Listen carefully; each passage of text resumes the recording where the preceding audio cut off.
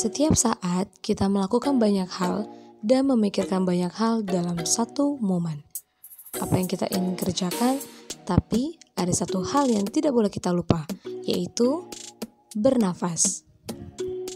Ketika kita bernafas, kita memasukkan oksigen ke dalam sel tubuh dan mengeluarkan CO2 dari tubuh.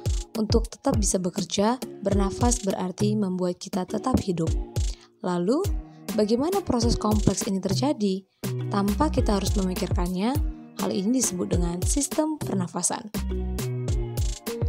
Sistem pernafasan diawali dari hidung, faring, laring, trakea, bronkus, bronkiolus, dan alveolus, di mana tempat pertukaran oksigen dan karbon dioksida berlangsung. Di dalam hidung terdapat silia, membran mukosa, dan kapiler darah.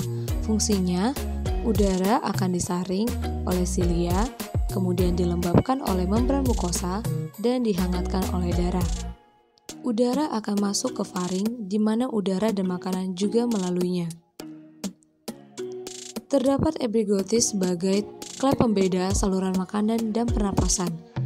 Makanan akan masuk ke kerongkongan, sedangkan udara akan masuk ke laring dan melewati pita suara. Trakea akan menghubungkan ke bronkus. Paru-paru terdiri dari jaringan dan kapiler darah di mana terdapat alveolus. Pernafasan terjadi karena proses kontraksi dan relaksasi di paru-paru. Udara dari bronkus dibawa ke bronkiolus dan diedarkan ke alveolus. Alveolus dikelilingi oleh kapiler darah di mana gas-gas tersebut akan bertukar, yaitu antara ruang alveolus dan kapiler darah. Proses pertukaran oksigen. Ketika oksigen masuk ke dalam tubuh melalui proses inspirasi dari hidung, laring, trakea, bronkus, dan alveolus, oksigen akan dibawa ke ruang alveolus. Oksigen yang ada di dalam ruang alveolus akan masuk ke kapiler darah secara difusi. Oksigen dari ruang alveolus akan diikat oleh eritrosit yang mengandung hemoglobin, akan membentuk senyawa oksihemoglobin. Tekanan parsial di alveolus lebih tinggi daripada tekanan parsial oksigen di kapiler darah paru-paru, sehingga menyebabkan oksigen berdifusi dari alveolus menuju kapiler darah paru-paru.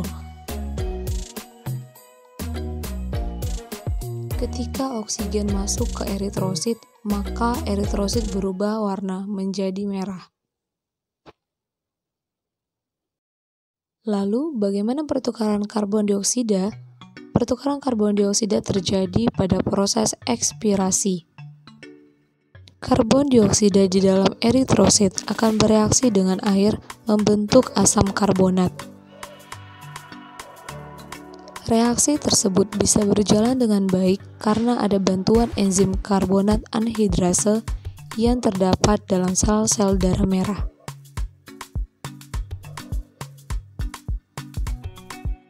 Asam karbonat yang terbentuk dalam sel darah merah terurai menjadi ion hidrogen dan ion bikarbonat. Tekanan parsial karbon dioksida di kapiler darah paru-paru lebih besar daripada tekanan parsial karbon dioksida di alveolus, sehingga menyebabkan karbon dioksida berdifusi dari kapiler darah paru-paru menuju alveolus. Darah yang mengandung karbon dioksida akan mengalir melalui kapiler darah dan mengeluarkan karbon dioksida ke alveolus. Begitulah proses pertukaran oksigen dan karbon dioksida di dalam paru-paru selama kita bernafas. Paru-paru melakukan ekspirasi dan inspirasi sekitar 15-25 kali dalam semenit dan mampu memompa 10.000 liter udara per hari.